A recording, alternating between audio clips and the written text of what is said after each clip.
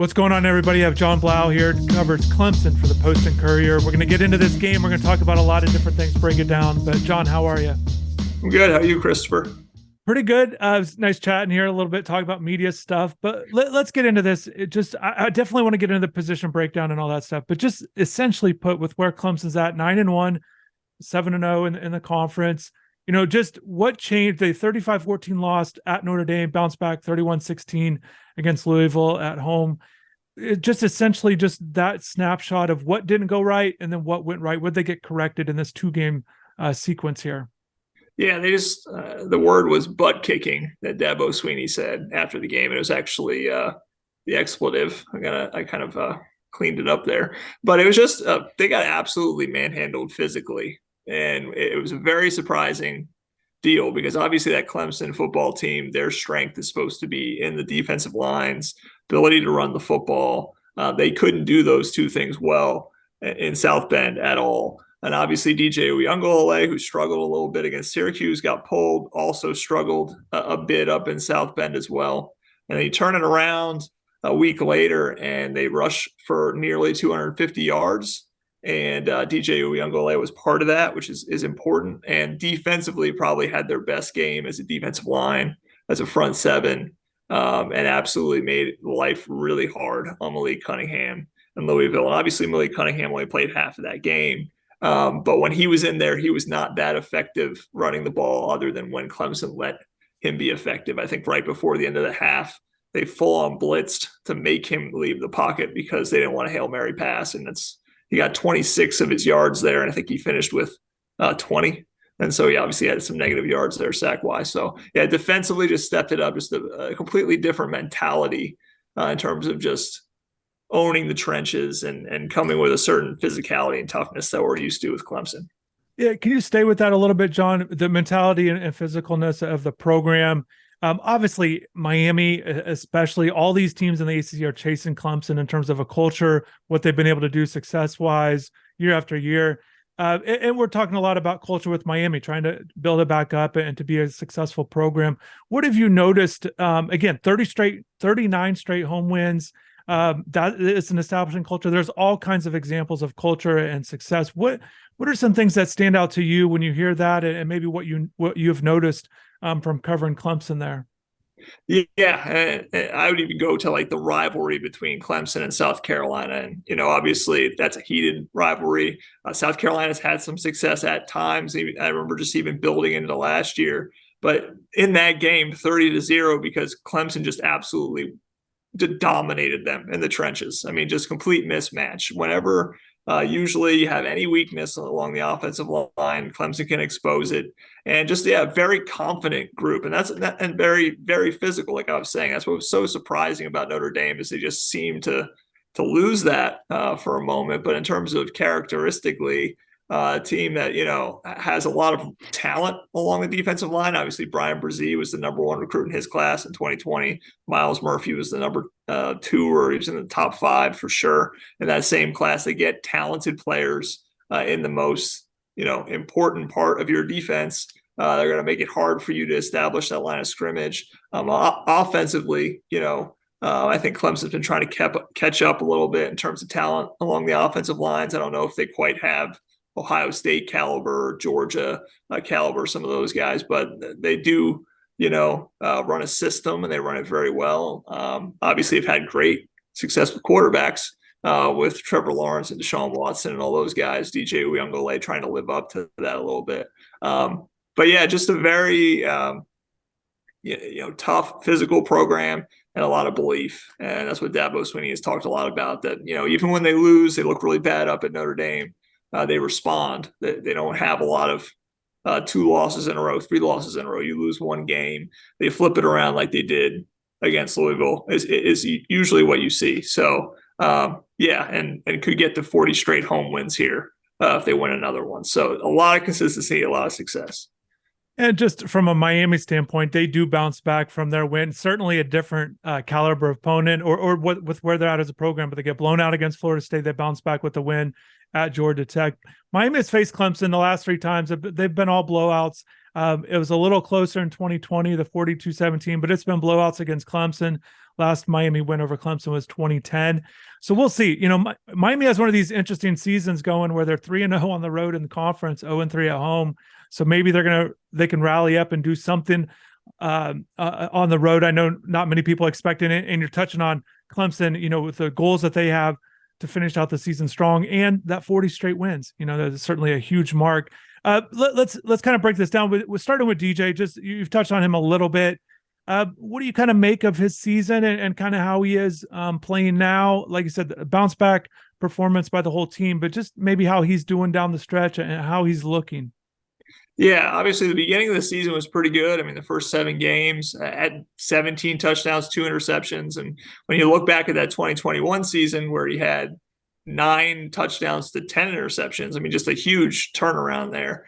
And again, going back to the running game, some of the coaches at Clemson have talked about this. Just when he is able to run the ball effectively, it just gets him going for some reason. It calms him down because he's a little bit of a perfectionist. When things go wrong, things start to snowball sometimes for him. That's what happened in 2021. But when he's able to run the ball well, when he's able to make a couple passes, he gets momentum, he gets confidence, and he's a much better player. When he's protected and he's not thinking too much, he can hit receivers down the field. He can hit, you can kind of make things happen, show off that great arm strength.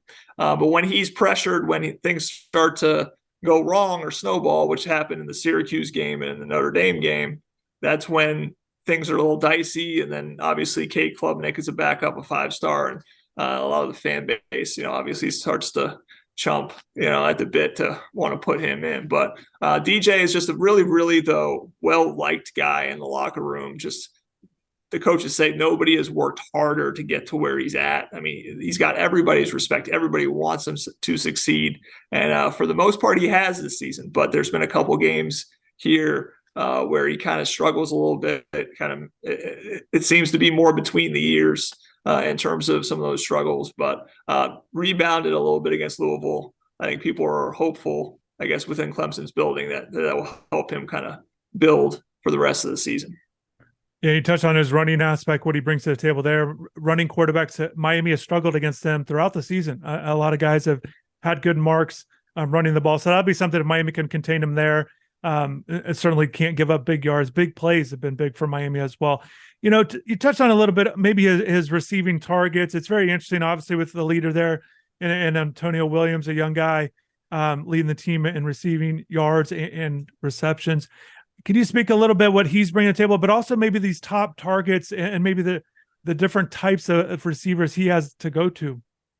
Yeah, I mean, obviously Clemson's known as wide receiver U, is at least what they want to be known as. And they've obviously had the Sammy Watkins and the DeAndre Hopkins and the Justin Ross and all of that. They don't quite have a guy like that this year. I mean, there's not somebody that he's just constantly going down the field and throwing 70-yard bombs to, but Antonio Williams has been huge. A true freshman coming in last year, what they really lacked was a true slot receiver, a guy who can just get open. You can throw him a quick pass. He's going to be able to make guys miss, pick up 15, 20 yards. Antonio Williams brings that to Clemson. He's very, very poised for a freshman. No moment's too big. I mean, he just has a knack for getting open.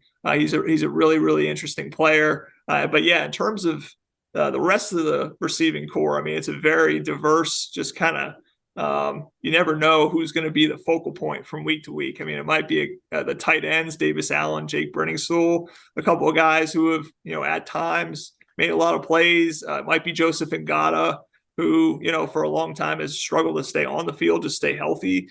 He's finally staying healthy, but, one game he might have 5 catches, a really big, catch for first down, a couple touchdown balls maybe, and then next week, maybe 1 catch. It's kind of been the way it's been. Bo Collins obviously was a sophomore who's kind of on the rise or was rising, but he separated his shoulder. So it's kind of questionable whether he'll be in this game. He did miss the Louisville game. And so, yeah, it's a kind of a potpourri, I guess, of receivers. Even the running backs get involved more now with Phil Maffa and Will Shipley. They might throw them a lot of swing passes, try to get things on the perimeter going. They did that a lot of Florida State because they thought they were athletic and they're trying to get them to go side to side. And so it could really be anything, but Antonio Williams is probably the one guy that DJ likes to go to often to kind of get, things going in the slot. You touched on, getting the ball to the backs. Will Shipley, 25 catches already on the season. Second in the ACC in rushing. I asked defensive coordinator Kevin Steele at Miami just what it's like going against him. He called him a premier back in the country. What, in your mind, what makes Will tough to defend? And obviously he's having a good year. Yeah, he's a guy who finds a crease, and he's great at finding that cutback lane. But when it's just, straight ahead, I mean, he gets upfield really fast. Obviously, running backs are usually fast, I guess. But he's also just really, really intense. I mean, he's a guy who literally, if it's 3 or 4 yards, might churn for an extra 2 or 3 or 4, just because he puts in that effort. And I don't know if you saw last weekend's game against Louisville, the 25-yarder he had where he literally hurdled a safety. I mean, it looked like high hurdles. I mean, he really kicked that leg up to get over the guy who was pretty much standing straight up, and then broke 2 tackles as soon as he hit the ground. So, I mean, be able to carry that momentum, the balance that that takes to be able to get hit on both sides and break both of those tackles in for the touchdown. Just a very, very, just again, intense, gritty, and obviously has the speed, in the open field. Kick return game, he's huge too. I mean, he can break one if you allow him to. And then the receiving has been something that's really come, a lot more this season. Last season, he was remembered for dropping a wide open touchdown in Pittsburgh. Was straight down the seam. It would have put Clemson up by a couple scores. Instead, they end up losing that game because he dropped it. But he's been very sure-handed this year, so it really makes him dangerous because there's so many different dimensions that you have to account for. Yeah, you touched on his athletic ability that you can see clearly last week, and also, the speed is there. Personally, the touchdowns to me are impressive. I like when backs can get into the end zone and finish off plays. Regardless, Miami has struggled, for example, in close to inside the red zone there, and so just regardless how you get in there, the offensive line, Miami's trying to, they're going to try to rely on their defensive line, roll out some guys on depth. What do you make of Clemson's O-line? How is it, when you touch on physicality, obviously you're talking about both sides of the line of scrimmage there, but offensive line from Clemson, what do you make of that and how they're playing right now? Yeah, I mean, they've been pretty good all year in terms of pass protection. I mean, against Louisville, obviously, that's a team that was second in the nation in sacks. They only give up a couple of those. But in terms of the running the ball, I mean, at times they've been, not quite been able to completely blow teams off the ball. And then yet at other times, they do have now three games over 200 plus yards on the year. So against Syracuse, against Louisville, against teams that aren't quite as, big, that are more athletic, they've been able to kind of hat them up, create creases for, obviously, again, like DJ Uiagalelei, Phil Maffa, Will Shipley. They're able to, get the job done. I mean, right now they're actually missing their right guard, Walker Parks, who was in concussion protocol last week against Louisville. He didn't play, but they had a backup, Mitchell Mays, who came in at right guard, got the job done. So, pretty cohesive right now. I mean, seeming to, be where they need to be, kind of not making too many mental mistakes. They have a freshman at right tackle, Blake Miller.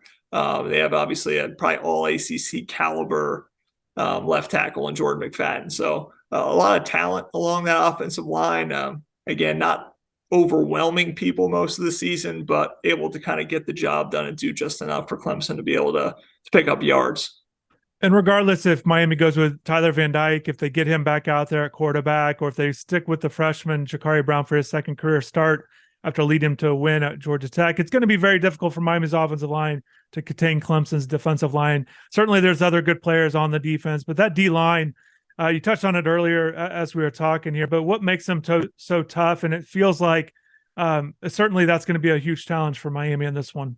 Yeah, it's just depth. I mean, obviously, there's some marquee names there with Brian Brzee and Myles Murphy. Those are guys who both could be top 10 picks in the NFL draft after the season's over. But if you look at defensive tackle, the number of players they can roll through, it's Tyler Davis, who's just a really technically sound, just savvy defensive tackle next to Brian Brzee, Trey Williams, Ruka Rororo, a defensive end. It's Justin Maskell, it's KJ Henry, it's Myles Murphy. I mean, they kind of just bring in waves of guys, and they don't really lose a lot when they sub. And so And obviously, again, if we're going back to the featured players here, though, I mean, Brian Brzee is a guy who's 6'3", 310, 315 pounds, but he moves like a much smaller player. I mean, just a kind of a dancing bear type, and when he wants to get into the backfield, when he's playing at his top level, it's hard to keep him out of there. Obviously, he's had a tough season with his sister dying from cancer, Ella, and they had kidney infection, just a whole bunch of issues. But Dabo Sweeney said that was probably his best game of the season was against Louisville this past week. So he seems to be coming into form. And when Brian Brzee is doing what he can do, he occupies more than one blocker, kind of opens up things for everybody else.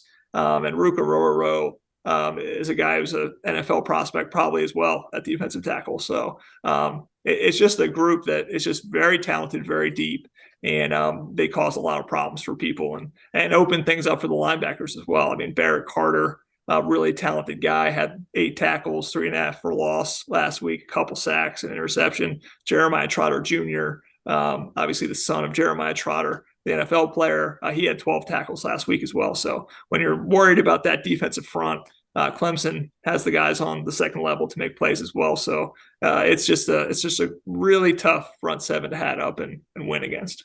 Yeah, so obviously a huge challenge for Miami. One thing to watch for is Frank Latson, kind of going back to Clemson. We'll see how he does. We didn't get a chance to talk about him, but it'll be interesting to see if he can do anything against his former team. But Jon, I appreciate you taking the time. Complete breakdown.